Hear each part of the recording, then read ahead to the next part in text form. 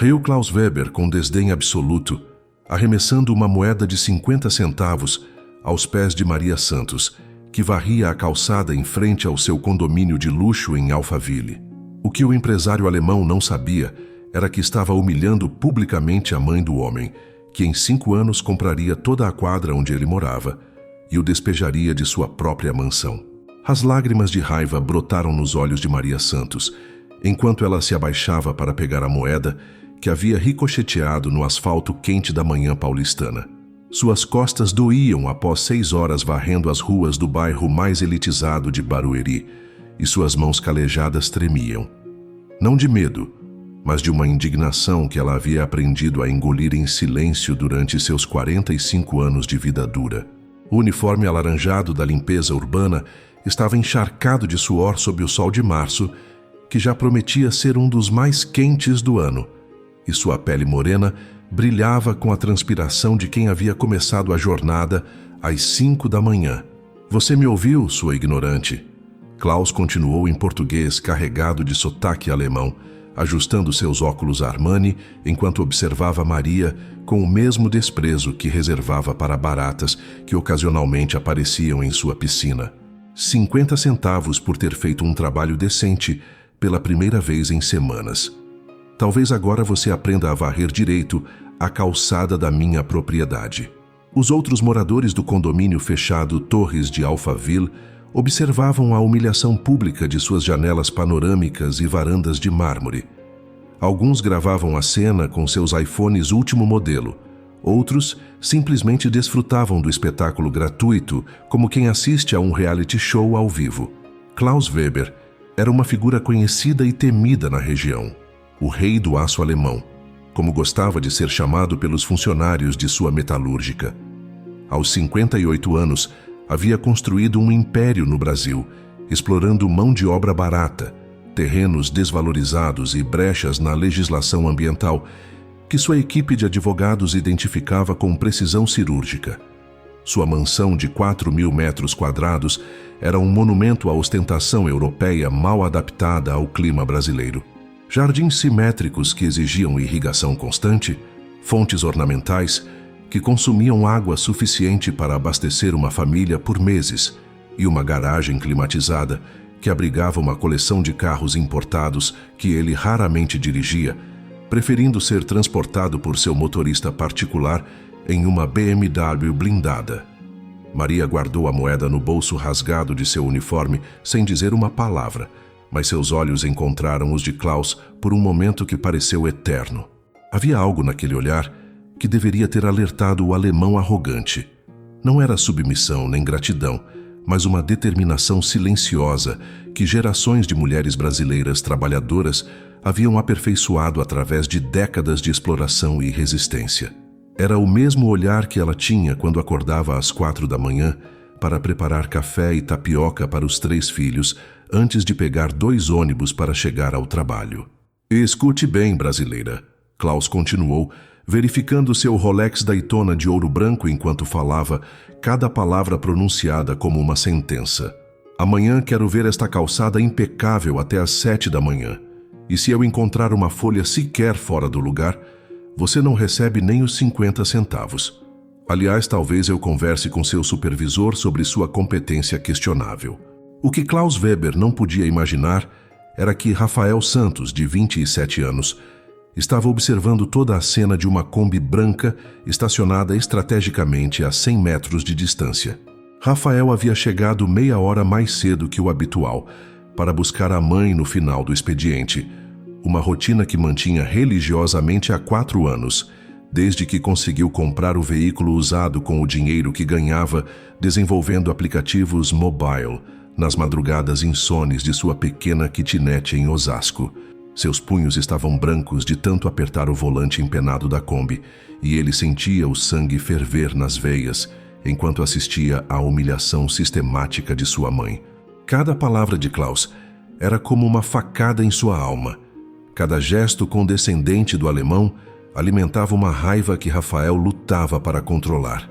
Havia crescido vendo Maria sair de casa antes do nascer do sol e voltar após o pôr do sol, sempre com um sorriso cansado, mas nunca com uma reclamação. Ela havia criado 3 filhos sozinha depois que o marido os abandonou, quando Rafael tinha apenas 14 anos, trabalhando como faxineira, cozinheira, babá, lavadeira, vendedora ambulante, qualquer atividade que pudesse pagar o aluguel de seu pequeno apartamento de 2 cômodos na periferia de Osasco e manter comida na mesa. Rafael se lembrava perfeitamente da primeira vez que viu a mãe chorar. Foi quando descobriram que o pai havia fugido com outra mulher, levando todas as economias da família e deixando apenas dívidas e promessas quebradas. Maria havia chorado por uma noite inteira, depois secado as lágrimas e declarado: "Agora somos só nós 4 contra o mundo. E vamos vencer." E ela havia cumprido a promessa. Trabalhando 16 horas por dia, Maria conseguiu manter os 3 filhos na escola, alimentados e vestidos. Rafael se lembrava dos almoços que ela preparava às 5 da manhã, antes de sair para o primeiro emprego do dia, das roupas que ela lavava à mão depois de chegar do segundo emprego, das madrugadas que ela passava costurando para ganhar alguns reais extras. Quando Klaus finalmente entrou em sua BMW X7 preta e acelerou ostensivamente em direção ao escritório de sua metalúrgica, Rafael saiu da Kombi e caminhou até sua mãe. Maria estava terminando de varrer a última seção da calçada com movimentos automáticos aperfeiçoados por anos de prática, mas ele podia ver as lágrimas silenciosas escorrendo por seu rosto moreno e marcado pela vida dura. "Mãe", disse Rafael suavemente, colocando a mão trêmula no ombro da mulher que havia sacrificado tudo por ele e seus irmãos. "Você não precisa aguentar essa humilhação." Maria limpou o rosto com as costas da mão e olhou para o filho mais novo com um sorriso forçado que não conseguia esconder a dor. "Rafa, é trabalho honesto. Não podemos escolher quem são nossos patrões ou como eles nos tratam. Apenas podemos fazer nosso serviço com dignidade." "Podemos sim escolher, mãe, e eu juro por Deus que vamos." Rafael havia herdado muito mais da mãe do que apenas a determinação inabalável e a ética de trabalho. Nos últimos 6 anos, enquanto trabalhava durante o dia como técnico em manutenção de computadores, numa pequena loja de informática em Osasco, e estudava programação e desenvolvimento mobile nas noites e fins de semana, ele havia criado e lançado uma série de aplicativos que começaram a gerar renda passiva significativa. O que havia começado como uma forma desesperada de complementar a magra renda familiar havia se transformado em algo muito maior e mais lucrativo do que ele poderia ter sonhado.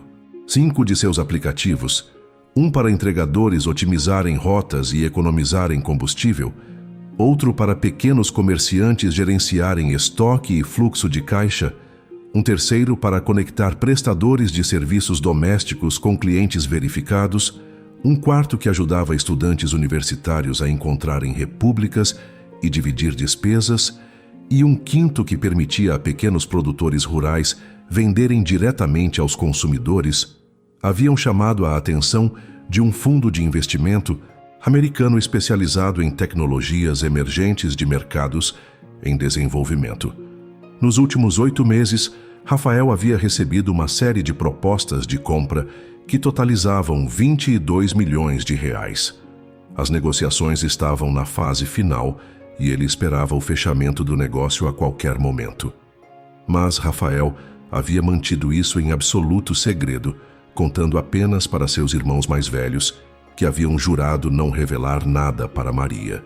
Ele não queria contar nada para a mãe até ter certeza absoluta de que o dinheiro era real e estaria em sua conta bancária. Havia crescido vendo Maria se decepcionar com promessas vazias do pai irresponsável, com patrões que não pagavam salários em dia, com oportunidades de emprego que se revelavam golpes, com rifas que prometiam prêmios que nunca existiram. Não queria dar falsas esperanças até ter tudo confirmado e documentado por advogados. "Rafa", Maria disse enquanto caminhavam lentamente para a Kombi estacionada, "você tem trabalhado muito tarde de novo. Ontem ouvi você no computador até às 4 da manhã. Não pode se matar de trabalhar assim, filho. Sua saúde é mais importante que qualquer projeto. Mãe, confia em mim. Tudo vai mudar muito em breve mesmo. Filho querido, Você sempre foi sonhador desde pequeno, mas não pode esquecer que precisamos pagar aluguel, luz, água e comida todo mês. Não deixe esses projetos de computador subirem à sua cabeça. A vida real exige pés no chão. Rafael sorriu tristemente enquanto abria a porta da Kombi para a mãe. Maria havia sido forçada a ser tão prática e desconfiada pela vida que havia perdido completamente a capacidade de sonhar ou esperar por mudanças positivas. Mas ele sonharia e trabalharia por ela até poder transformar esses sonhos em realidade concreta. Naquela noite, em seu pequeno quarto que servia simultaneamente como escritório, sala de estudos e laboratório de desenvolvimento, Rafael trabalhou até às 5:30 da manhã, finalizando os últimos detalhes dos contratos com a Tech Ventures Inc., o fundo americano. Os 22.800.000 reais seriam transferidos na próxima segunda-feira, em 4 dias. Mas ele já tinha um plano detalhado para muito antes disso. Rafael havia passado os últimos 3 anos estudando Klaus Weber obsessivamente, como um detetive investigando um criminoso. Sabia que o alemão havia construído sua fortuna brasileira através de práticas no mínimo questionáveis e provavelmente ilegais: sonegação fiscal sistemática, exploração trabalhista documentada, degradação ambiental ignorada pelos órgãos fiscalizadores que recebia propinas regulares, contratos públicos obtidos através de corrupção ativa. Sabia que Klaus mantinha pelo menos 4 contas não declaradas no exterior e que grande parte de suas propriedades no Brasil estavam registradas em nome de empresas fantasmas sediadas em paraísos fiscais. Mais importante ainda, Rafael havia descoberto que Klaus estava enfrentando sérios problemas financeiros que mantinha cuidadosamente escondidos da sociedade paulistana. Sua empresa metalúrgica havia perdido 6 grandes contratos no último ano e meio, devido a investigações de corrupção e denúncias trabalhistas, e ele estava sendo discretamente forçado a liquidar ativos pessoais para manter as aparências de riqueza e sucesso. A mansão em Alphaville, avaliada oficialmente em 12 milhões de reais, tinha uma hipoteca de 7.800.000 reais que Klaus estava lutando desesperadamente para conseguir pagar. Através de contatos no mundo da advocacia tributária que havia cultivado cuidadosamente, Rafael sabia também que a Receita Federal estava preparando uma operação de grande envergadura contra Klaus, investigando evasão fiscal de aproximadamente 15 milhões de reais ao longo dos últimos 5 anos. Rafael não queria apenas comprar a casa de Klaus Weber. Isso seria fácil demais e insatisfatório. Ele queria comprá-la nas piores condições possíveis para o alemão, forçando-o a aceitar uma oferta humilhante, exatamente como Klaus havia humilhado Maria sistematicamente ao longo dos últimos 2 anos. Queria que Klaus sentisse na pele o que significava ser tratado como lixo humano por alguém com mais poder econômico. Na sexta-feira de manhã, antes mesmo da transferência dos 22 milhões estar confirmada, Rafael criou a Santos Holdings Ltda. e uma empresa de investimentos imobiliários com capital inicial simbólico. Na sexta à tarde, contratou os 3 melhores escritórios de advocacia imobiliária e tributária de São Paulo, pagando os honorários antecipados com o limite de seu cartão de crédito e uma parte de suas economias pessoais. Na sexta à noite, deu início ao processo de investigação financeira detalhada que revelaria todas as irregularidades fiscais de Klaus Weber e serviria como munição para a pressão psicológica devastadora. Segunda-feira, às 9h15 da manhã, Rafael estava sentado na sala de reuniões do escritório de seu advogado principal quando a transferência de 22.800.000 reais foi oficialmente confirmada em sua conta bancária. Às 10 horas, havia injetado 20 milhões na Santos Holdings, transformando-a instantaneamente numa empresa com capital suficiente para comprar quarteirões inteiros de Alphaville. Às 11 horas, havia instruído seus advogados a iniciarem uma auditoria financeira completa de todas as propriedades e empresas vinculadas a Klaus Weber. Enquanto isso, completamente alheia à revolução financeira que estava acontecendo na vida do filho, Maria continuava sua rotina de sempre. Acordou às 4h30, preparou café preto e pão com margarina para o café da manhã, pegou 2 ônibus lotados para chegar a Alphaville e começou a varrer as calçadas do condomínio mais caro da região, incluindo, como sempre, a calçada de Klaus Weber, que continuava a tratá-la com desdém crescente e criatividade sádica. Na segunda-feira, Klaus havia jogado uma nota amassada de R$2 no chão molhado e ordenado sarcasticamente: "Hoje você vai ter que fazer por merecer essa fortuna brasileira. Quero que lamba minha calçada até ela brilhar como espelho." Rafael observava tudo de sua Kombi, agora não mais como o filho impotente e revoltado, mas como um empresário multimilionário planejando meticulosamente a vingança mais doce e devastadora de sua vida. Cada insulto de Klaus era mais um item na lista de humilhações que seriam cobradas com juros compostos. Terça-feira de manhã, os advogados de Rafael apresentaram uma oferta formal para comprar a mansão de Klaus Weber por R$5.400.000, significativamente abaixo do valor de mercado, mas estrategicamente calculada para cobrir exatamente o valor da hipoteca, mais as dívidas fiscais em aberto que Klaus imaginava estar escondidas do mundo. Klaus inicialmente riu da proposta com desprezo genuíno. "Esses brasileiros de segunda classe acham que podem me enganar? Minha propriedade vale pelo menos 12 milhões no mercado atual. Mandem esses palhaços da Santos Holdings procurarem imóveis no seu nível social em Cidade Tiradentes." Mas quarta-feira de manhã, Klaus recebeu uma notificação oficial da Receita Federal informando que estava sendo formalmente investigado por sonegação fiscal e lavagem de dinheiro, e que todos os seus bens no Brasil estavam sendo bloqueados preventivamente até a conclusão das investigações. Quinta-feira, descobriu que 6 de suas principais contas bancárias haviam sido congeladas simultaneamente.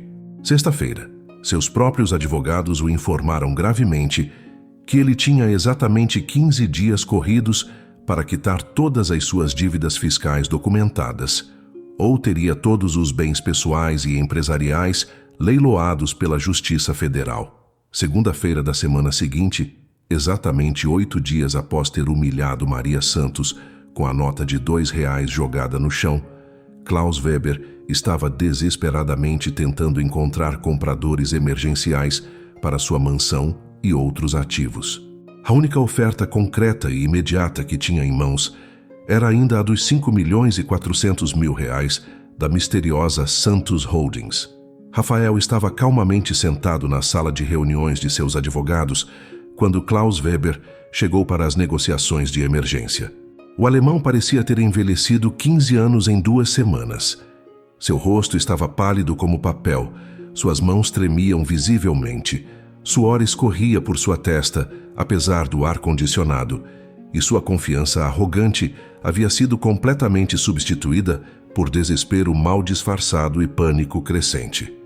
"Senhor Weber", disse o doutor, Henrique Mendes, advogado principal de Rafael, "meu cliente está disposto a manter a oferta original de R$5.400.000, mas apenas se a transação for fechada hoje mesmo até às 17 horas. Isso é absolutamente ridículo e inaceitável." Klaus tentou negociar com voz trêmula. "A propriedade vale muito mais no mercado. Preciso de pelo menos 9 milhões para cobrir todas as minhas obrigações financeiras." "Senhor Weber", o advogado sorriu friamente, consultando uma pasta volumosa de documentos. "Pelo que nossos auditores independentes conseguiram apurar, o senhor tem exatamente 12 dias para quitar dívidas fiscais de aproximadamente R$3.700.000. Nossa oferta cobre precisamente o valor da hipoteca em aberto, mais essas multas da Receita Federal. Sem nossa oferta, o senhor perderá tudo no leilão judicial e ainda ficará devendo aproximadamente 2 milhões aos credores." Klaus sabia que estava completamente encurralado, mas ainda não sabia quem estava coordenando sua destruição financeira. Quem exatamente é o comprador? Tenho o direito legal de saber com quem estou negociando minha propriedade. "Naturalmente", disse Dr. Henrique, apertando um botão dourado no interfone de sua mesa. Rafael, pode entrar na sala, por favor? A porta de mogno maciço se abriu silenciosamente e Rafael Santos entrou no ambiente, vestindo um terno Armani azul marinho que havia comprado especificamente para aquela ocasião. Klaus o olhou confuso por alguns segundos, seu cérebro se recusando a processar a informação. Depois seus olhos se arregalaram em choque absoluto quando finalmente reconheceu o jovem. Você é o filho da faxineira. Gary, na verdade, corrigiu Rafael com calma glacial, sentando-se elegantemente na cadeira de couro oposta à de Klaus. Minha mãe é Gary da prefeitura de Barueri. E sim, sou exatamente eu quem está comprando sua mansão. Klaus Weber estava em estado de choque total, sua mente se recusando a aceitar a realidade. Isso é completamente impossível. Você mora numa favela. Como pode ter 5 milhões de reais? Senhor Weber, Rafael cruzou as pernas calmamente. Acontece que subestimar pessoas pela aparência, origem social ou profissão pode ser um erro extraordinariamente caro. Minha mãe me ensinou a trabalhar duro, estudar com dedicação, nunca desistir dos meus objetivos e principalmente a tratar todas as pessoas com dignidade e respeito. Aparentemente, essas lições valeram 22 milhões de reais quando vendi meus aplicativos mobile para um fundo de investimento americano na semana passada. 22 milhões de reais? Klaus balbuciou incrédulo. Exatamente. E decidi investir a primeira parcela desse dinheiro comprando a casa do homem que passou 2 anos humilhando minha mãe, jogando moedas e notas no chão como se ela fosse um animal doméstico esperando por esmolas. Klaus estava mais pálido que uma folha de papel, suor escorrendo abundantemente por seu rosto. Escute, sobre aquelas situações, foram mal-entendidos culturais. Não foram mal-entendidos, Sr. Weber. Rafael interrompeu com voz firme. Foram exatamente o que pareciam. Um homem rico, arrogante e racista, humilhando sistematicamente uma trabalhadora brasileira porque considerava que ela não tinha valor como ser humano, porque acreditava que sua nacionalidade e sua conta bancária lhe davam o direito de tratar outras pessoas como lixo. Rafael abriu calmamente sua pasta de couro e retirou uma moeda de 50 centavos e uma nota de R$2, exatamente o dinheiro que Klaus havia jogado para Maria, colocando-os cuidadosamente sobre a mesa de reuniões. Agora, Sr. Weber, aqui estão suas opções. Aceita minha oferta de 5.400.000 reais e consegue sair do Brasil com alguma dignidade restante, ou rejeita a oferta e perde absolutamente tudo no leilão da Receita Federal daqui a 11 dias. Klaus olhou para o dinheiro na mesa, depois para Rafael, depois para seus próprios advogados, que acenaram discretamente, mas enfaticamente, indicando que ele deveria aceitar a oferta imediatamente. Eu aceito a oferta, disse Klaus com voz completamente quebrada. Excelente decisão, Sr. Weber. Rafael sorriu pela primeira vez na reunião. Mas há uma condição final e não negociável. Que condição? Rafael empurrou a moeda e a nota na direção de Klaus com um dedo. Quero que o senhor pegue este dinheiro. Vai ser exatamente tudo o que restará das humilhações que o senhor infligiu à minha mãe. Klaus Weber, o poderoso rei do aço alemão, que havia humilhado uma Gary brasileira por puro sadismo classista, estendeu a mão tremendo incontrolavelmente e pegou os míseros R$2,50. Era a vingança mais doce e poética que Rafael poderia ter imaginado. 3 semanas depois, a mudança estava completamente finalizada. Klaus Weber havia partido para Frankfurt numa manhã chuvosa de abril, carregando apenas 2 malas de roupas e a humilhação eterna de ter perdido tudo para o filho da favelada, como ele havia se referido a Rafael numa conversa interceptada pelos advogados. A mansão agora pertencia oficialmente à Santos Holdings, mas Rafael ainda mantinha em absoluto segredo sua nova situação financeira. Maria continuava acordando às 4h30 da manhã, preparando café preto e saindo para varrer as ruas de Alphaville. A única diferença era que agora ela não precisava mais limpar a calçada da antiga mansão de Klaus. A nova administração havia oficialmente dispensado o serviço municipal para aquele endereço específico. Maria estranhava a mudança, mas não questionava. Trabalho era trabalho, e havia dezenas de outras calçadas para varrer no condomínio. Rafael passava os dias supervisionando pessoalmente a reforma completa da mansão, enquanto Maria estava trabalhando. Havia contratado os melhores arquitetos e decoradores de São Paulo para transformar a casa ostensiva e fria de Klaus em algo que Maria se sentiria genuinamente confortável para viver. Os mármores frios e pretensiosos foram substituídos por madeira brasileira aconchegante. Os móveis pomposos e intimidadores por peças elegantes, mas familiares. E os quadros europeus caros por fotografias ampliadas da família Santos ao longo dos anos. O que Rafael mais ansiava na vida era ver o rosto de sua mãe quando finalmente descobrisse toda a verdade. Mas antes de revelar tudo, ele tinha preparado mais algumas surpresas devastadoras para Klaus Weber. Na terça-feira seguinte, Klaus estava em seu pequeno apartamento alugado em Frankfurt, tentando desesperadamente reconstruir sua vida e carreira do zero, quando recebeu uma ligação de seu antigo advogado brasileiro. Herr Weber, o senhor precisa saber de algumas informações importantes sobre o jovem Santos. O que há para saber? Ele comprou minha casa e me humilhou. Acabou. Não, senhor. Ele não comprou apenas sua casa. Ele comprou todo o quarteirão, todas as 15 mansões da rua onde o senhor morava. E não apenas isso. Ele comprou também o terreno onde fica o condomínio inteiro. Aparentemente, a construtora Alphaville Residencial estava com sérios problemas de fluxo de caixa, e ele fez uma oferta em dinheiro que eles não puderam recusar.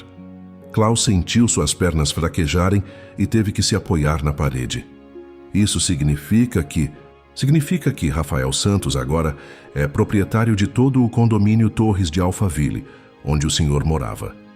Ele é literalmente o dono de todas as casas, ruas, jardins, quadras de tênis, piscinas comunitárias e até dos portões de entrada, incluindo, obviamente, a mansão que o senhor vendeu para ele. A ironia era absolutamente perfeita e devastadoramente cruel. Klaus havia sido expulso de um condomínio que agora pertencia integralmente ao filho da mulher que ele havia humilhado jogando moedas no chão. Enquanto isso, no Brasil, Rafael estava finalizando os últimos detalhes de seu plano de transformação social. Havia criado o programa Dignidade no Trabalho Brasil, que oferecia cursos gratuitos de capacitação profissional, microcrédito subsidiado, moradia temporária e bolsas de estudo para trabalhadores de limpeza urbana e suas famílias. O primeiro grupo de beneficiários seria composto por 80 garis de Barueri e cidades vizinhas, incluindo sua mãe.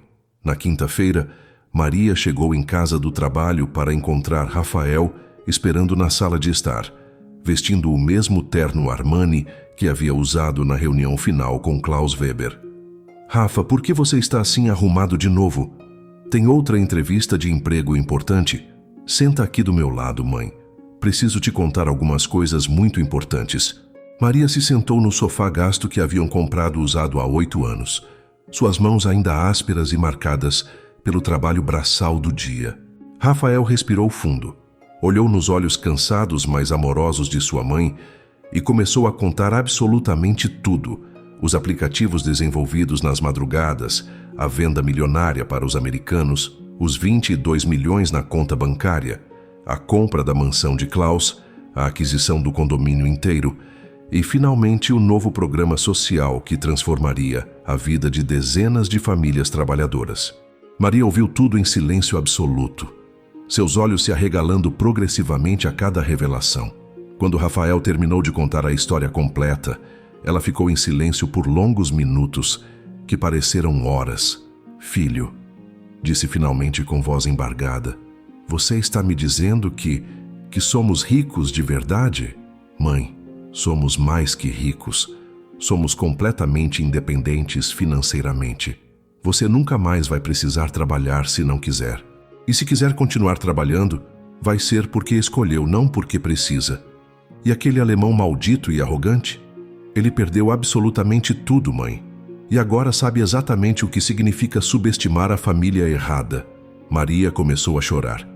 Não lágrimas de tristeza, mas uma mistura avassaladora de alívio, orgulho maternal e surpresa que ela não conseguia processar emocionalmente. Rafa, como você conseguiu esconder tudo isso de mim durante tanto tempo? Porque queria ter certeza absoluta, mãe. Queria que quando eu te contasse a verdade, tudo já estivesse completamente resolvido e documentado. Queria que você nunca mais precisasse se preocupar com dinheiro, com patrões desrespeitosos, com humilhações, com nada que pudesse te machucar. E agora, filho? O que acontece agora? Rafael sorriu com a alegria mais genuína que havia sentido em anos. Agora você vai conhecer nossa nova casa, mãe. No sábado de manhã, Rafael dirigiu Maria até Alphaville em seu carro novo, uma BMW X5 que havia comprado na sexta-feira anterior. Maria achou extremamente estranho o caminho, especialmente quando ele entrou no condomínio fechado, onde ela trabalhava todos os dias. Rafa, o que estamos fazendo aqui? Você sabe muito bem que eu trabalho neste lugar todos os dias. Sei perfeitamente, mãe. Rafael parou calmamente em frente à mansão, que havia pertencido a Klaus Weber.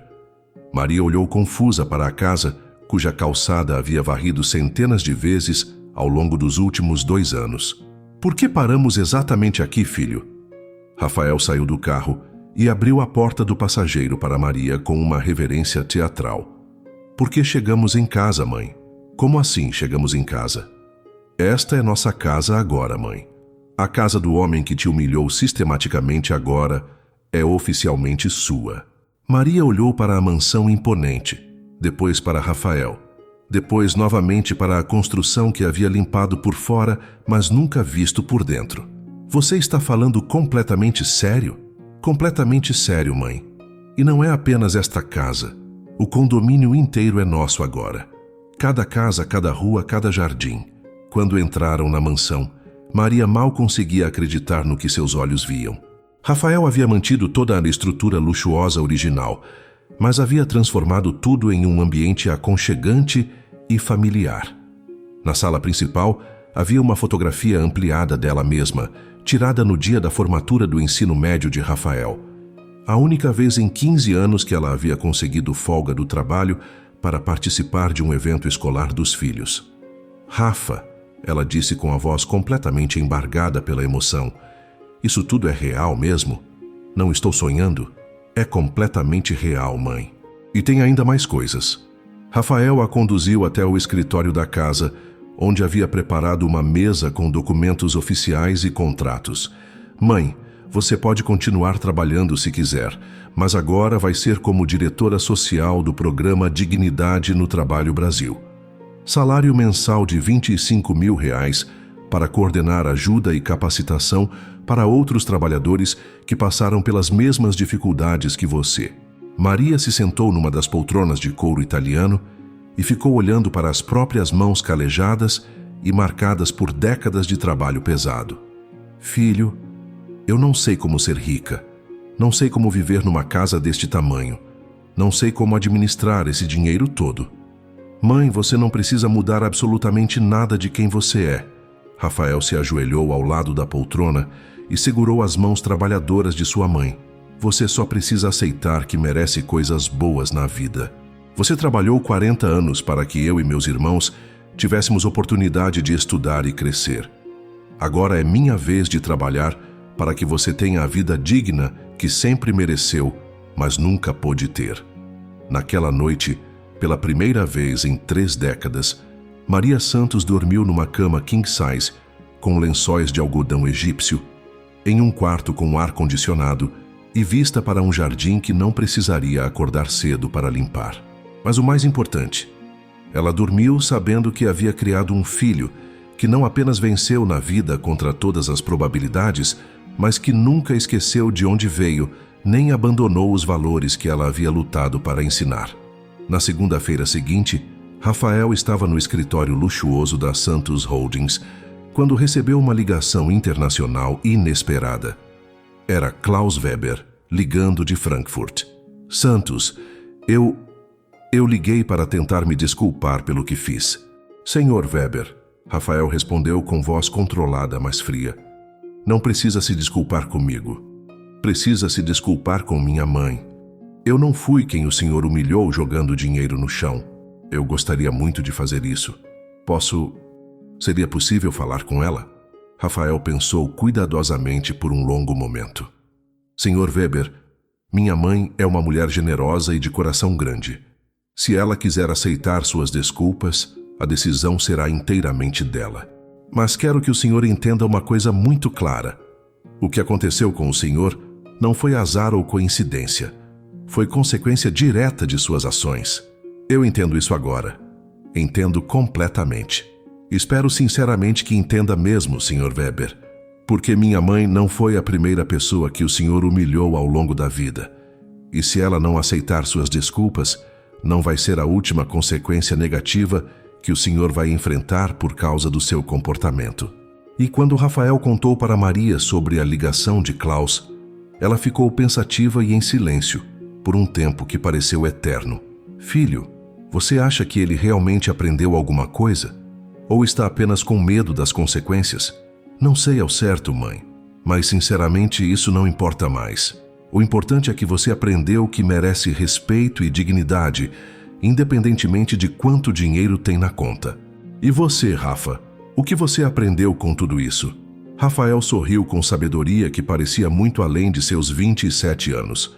Aprendi que a melhor vingança não é destruir completamente quem te machucou. É construir algo tão grande e significativo que eles percebem claramente o tamanho do erro que cometeram e as oportunidades que perderam.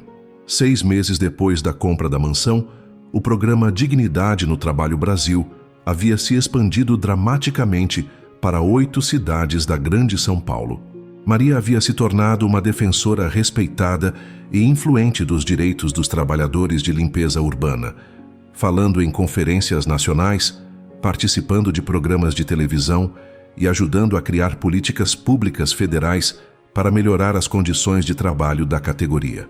Rafael havia multiplicado seus investimentos iniciais através de uma carteira diversificada de ações, fundos imobiliários e startups tecnológicas, e criado uma fundação que oferecia bolsas de estudos integrais em tecnologia e empreendedorismo para jovens de baixa renda.